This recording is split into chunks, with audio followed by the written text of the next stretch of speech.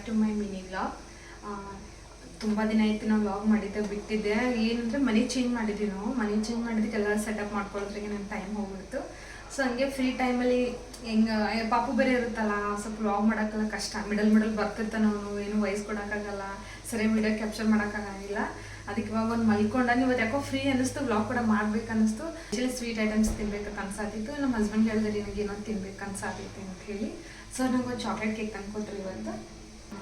ನಂಗೆ ಬೇಕ್ರಿ ಒಳಗೆ ಹೋದ ಬೆಳಕ್ಕೆ ಏನಾದ್ರೂ ಇರಲಿ, ಬಟ್ ನನಗೆ ಫಸ್ಟ್ ನಾನು ಬೇಕ್ರಿ ಹೋದ ಕೂಡಲೇ ಸೆಲೆಕ್ಟ್ ಮಾಡೋದು ಚಾಕ್ಲೇಟ್ ಕೇಕ್.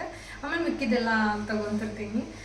ಆ್ಯಕ್ಚುಲಿ ನನಗೆ ಹಾರ್ಮೋನ್ ಯಾಕ್ನೆ ಪ್ರಾಬ್ಲಮ್ ಇರೋದ್ರಿಂದ ಸ್ವೀಟ್ ತಿನ್ನಬಾರ್ದು, ಆಮೇಲೆ ಆಯಿಲಿ ಫ್ರೂಟ್ಸ್ ತಿನ್ನಬಾರ್ದು ಅಂತ ಡಾಕ್ಟರ್ ರೆಕಮೆಂಡ್ ಮಾಡಿದ್ರೂ ಸ್ವೀಟ್ ನಂಗೆ ಡಯಟ್ ಮಾಡೋಕ್ಕಾಗಂಗಿಲ್ಲ.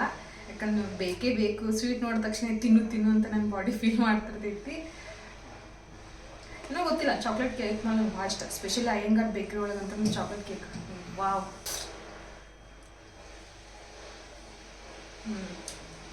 ಅದರಲ್ಲಿ ಮೇಲೆ ಫುಲ್ ಕ್ರೀಮ್ ಹಾಕ್ಯಾರು, ಸಖತ್ ಟೇಸ್ಟ್ ಐತಿ.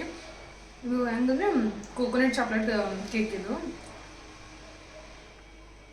ಈಗ ಪಾಪು ಮಲ್ಕೊಂಡನು, ಪಟಪಟ ತಿಂದು ಕುಕಿಂಗ್ ಸ್ಟಾರ್ಟ್ ಮಾಡ್ತೀನಿ. ಇಲ್ಲ ಅಂತಂದ್ರೆ ಅವನು ಎದ್ನಂದ್ರೆ ನಿಜೋಳು ಅವ್ರ ಡ್ಯಾಡಿ ವರ್ಕ್ ಮಾಡೋಕ್ಕೂ ಬಿಡಲ್ಲ, ಆಮೇಲೆ ಏನು ಕೆಲಸ ಮಾಡೋಕ್ಕೂ ಬಿಡಲ್ಲ. ನೋಡ್ರಿ ನನ್ನ ಕೃಷ್ಣ ಚೆಂದ ಮಕ್ಕೊಂಬಿಟ್ಟಾನ. ಅವ್ನು ಮಲ್ಕೊಂಡ್ರೆ ಫಿಕ್ಸ್ ಬಾಯ ಬಟ್ಟಬೇಕು, ಬಾಯ ಬಟ್ಟಿಲ್ಲ ಅಂದ್ರೆ ಅವ್ನು ಮಲ್ಕೊಳ್ಳೋದೇ ಇಲ್ಲ. ನನ್ನ ಬಂಗಾರಿ ಅವ್ನು ಮಲ್ಕೊಂಡ್ರೆ ಆ್ಯಕ್ಚುಲಿ ಭಾಳ ಕೆಲಸ ಆಗ್ತೈತಿ ನಂಗೆ. ನಮ್ಮ ಪತ್ವಿ ಅಂತೂ ಕೆಲಸದಾಗ ಬ್ಯುಸಿ ಆಗಿಬಿಟ್ಟಾರ. ಬದ್ನಿಗೆ ಕಟ್ ಮಾಡಿದ್ಬಿಡಕ್ಕೆ ಇಮಿಡಿಯೇಟ್ಲಿ ಕಪ್ ಹೊಡೆದ್ಬಿಡ್ತಾವು. ಅದಕ್ಕೊಂದು ಸ್ವಲ್ಪ ಇದ್ರಾಗ ಸ್ವಲ್ಪ ಸಾಲ್ಟ್ ಹಾಕಿ, ನೀರಾಗ ಸ್ವಲ್ಪ ಸಾಲ್ಟ್ ಹಾಕಿ ಕಟ್ ಮಾಡಿ ಅದ್ರಾಗ ಹಾಕಿದ್ರೆ ಮುಗೀತು. ಹಿಂಗೆ ಕಪ್ ಆಗಂಗಿಲ್ಲ, ಫ್ರೆಶ್ ಅನ್ನಿಸ್ತಾವೆ.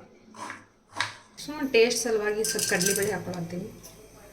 ಆ್ಯಸ್ ಯೂಲ್ ಸಾಸಿವೆ, ಜೀರಿಗೆ,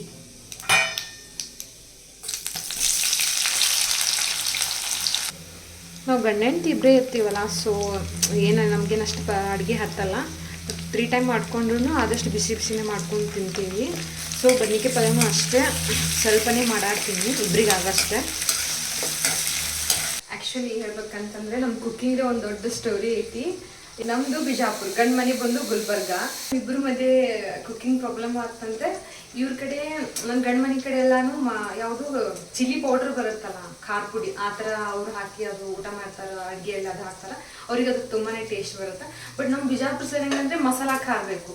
ನಮ್ಮ ಚಿಲ್ಲಿ ಪೌಡ್ರೆಲ್ಲ ನಡೆಯಂಗಿಲ್ಲ. ಮಸಾಲ ಖಾರ ಅಂದರೆ ಎಲ್ಲ ಥರ ಮಿಕ್ಸ್ ಮಾಡಿ ನಮ್ಮ ಸೈಡ್ ಮಾಡ್ತಾರಲ್ಲ, ಲವಂಗ ಎಲ್ಲ ಸ್ಪೈಸಸ್ ಹಾಕಿ ಮಾಡ್ತಾರಲ್ಲ, ಸೊ ಅದು.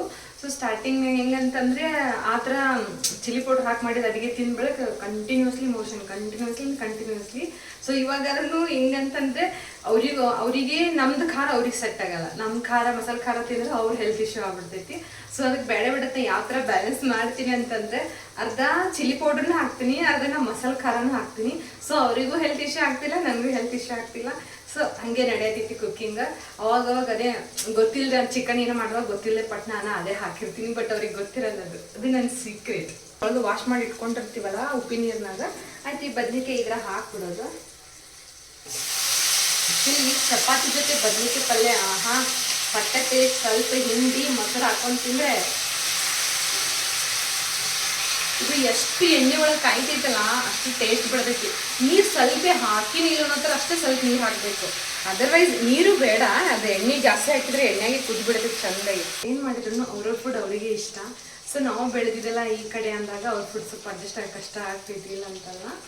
ಬಟ್ ನನಗೆ ಮಾತ್ರ ನಾನು ಮಾಡಿದ್ದೆ ನನಗಿಷ್ಟ. ಫೈನಲಾಗಿ ಈ ಥರ ಬಂದೈತೆ ನನ್ನ ಬದ್ನಿಕಾಯಿ ಪಲ್ಯ. ಏನಿಲ್ಲ, ನೀರು ಸ್ವಲ್ಪ ಹಾಕಬೇಕು, ಆದಷ್ಟು ಎಣ್ಣೆ ಒಳಗೆ ಕಾಯಬೇಕು ಅಂದ್ರೆ ಚೆಂದ ಬರ್ತೈತಿ. ಭಾಳ ಮೆತ್ತಗಾದ್ರೂ ಟೇಸ್ಟ್ ಬರಲ್ಲ.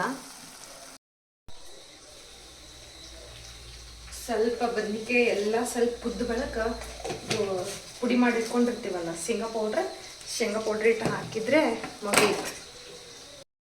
ಹನಿಗೆ ರಸಮ್ ಬೇಕನ್ನತ್ತಿದ್ರು, ಟೊಮೊಟೊ ರಸಮ್ ಮಾಡಲಿ, ಸ್ವಲ್ಪ ಗಂಟ್ಲು ಕಿರಿಕಿರಿ ಅನ್ಸಾಕತ್ತೈತಿ ಅಂತಂದಿದ್ರು.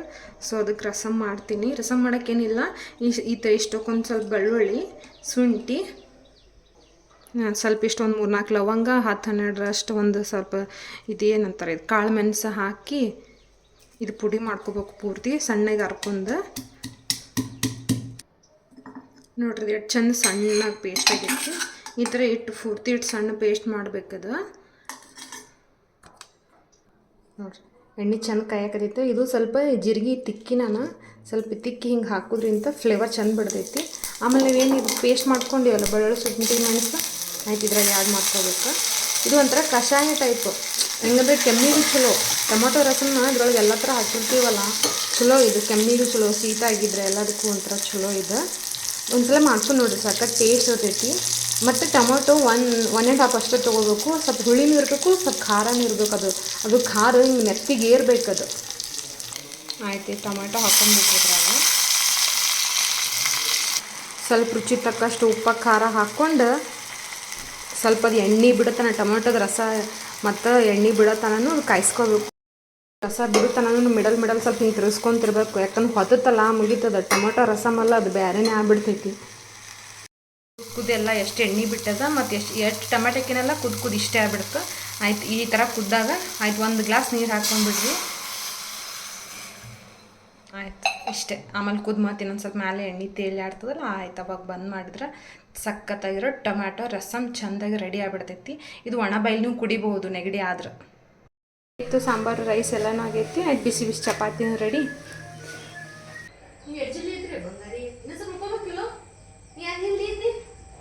ನಾ ಅಡ್ಗೆ ಮಾಡಿದ್ದು ಗೊತ್ತೈತೇನ? ಉಮ್ಮ ಅನ್ಬೇಕು, ಪಟ್ನಿ ಬಿಸಿ ಬಿಸಿ ಉಮ್ಮ ಅನ್ಬೇಕಂತ ಇದ್ರಿ. ಹೌದಾ? ನೀ ಡಾಡಾಕ್ರಿ ಪಪ್ಪ. ಏನ್ ಡಾಡ್ತ? ನಾ ಹೋಗ್ಲೆ ಎಲ್ಲಿ ಹೋಗ್ಲೆ? ಮ್ಯಾಲೆ ಹೋಗ್ಲಿ, ಬಟ್ಟೆ ಹಾಕಿ ಬರ್ಲಿ. ಎಲ್ಲಿ ಹೋಗೋಣ? ಅಲ್ಲಿ ಹೋಗೋಣ. ಪಪ್ಪು ಏರೋಪ್ಲೇನ್ ಎಲ್ಲಿ ಹೆಂಗೋಯ್ತು? ಅಂತ ಬಂಗಾರಿ ಅಲ್ಲಿ ಸುಮ್ಮನೆ ಬಟ್ಟಿ ಮಡ್ಚಿಟ್ಟಿನಲ್ಲ. ಅಮ್ಮ ನೋಡ್ರಿ ಬೇಡ, ಮಮ್ಮಿ ಹೊತ್ತು ಹೋಗೈತ್ರಿ ಅಂತ ಹೇಳು. ಹೋಗಿ ಹೇಳ್ತಿ ಹೇಳು. ಏನಂತ ಹೇಳ್ತಿ? ಹೇಳು, ಎದಕ್ಕೆ ಬಂದಿ?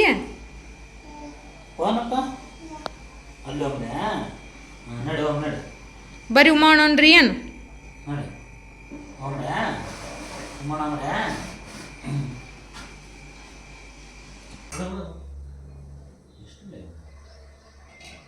ಹೇಳ್ತೀವಿ ಅದು ಸಾಹೇಬ್ರು ನೋಡಲ್ಲ ಹೆಂಗೆ ನಡ್ಸ್ಯಾರ.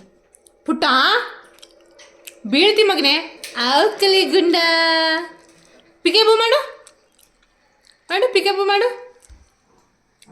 ಆಕಲಿ ಪಪ್ಪ. ಇದು ನಮ್ಮ ಮನೆ ಮುಂದಿಂದ ಫ್ರಂಟ್ ಲುಕ್. ಏನೋ ನೋಡ್ರಿ, ಮನಿ ಅನ್ನೋದು ಒಂಥರ ಯಾವಾಗಲೂ ಪಾಸಿಟಿವ್ ವೈಬ್ ಕೊಡ್ತದೆ ಅಂತ ಸುಮ್ಮಲ್ಲಿ ನೋಡೋದು. ಆಯ್ತು, ಊಟ ಆಯಿತು. ಒಂದು ಸ್ವಲ್ಪ ಇಲ್ಲಿ ಕುಂತ್ರೆ ಎಷ್ಟು ಸಮಾಧಾನ ಅನಿಸುತ್ತೆ. ಆಯ್ತು, ಇಲ್ಲಿ ಸ್ವಲ್ಪ ಬಾಲ್ಕನಿ ಐತಿ, ಆರಾಮ್. ಇಲ್ಲಿ ಬಾ ಪುಟ್ಟ, ಕ್ಲೋಸ್ ಮಾಡು. ನಾ ಬರ್ತೀನಿ, ಹೊಡಿತೀನಿ. ಪಪ್ಪ ಕ್ಲೋಸ್ ಮಾಡು. ಆ ಚಪ್ಪಲ್ಲೇ ನೀಟಾಗಿ ಇಟ್ಟದ್ದು ಹೋಗತ್ತೆ. ಚಪ್ಪಲ್ ತಗೊಂಡು ಬಾ, ಈ ಕಡೆ ಬಾ.